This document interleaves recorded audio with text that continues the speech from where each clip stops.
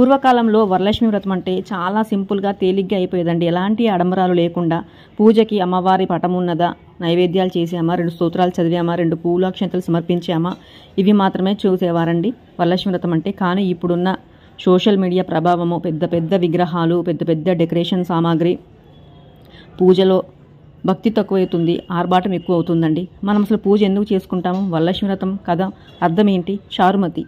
మరి మనము వరలక్ష్మి వ్రతం రోజున చారుమతి కథ చదువుతాం కదా, మరి ఆ కథకు అర్థం ఏంటి?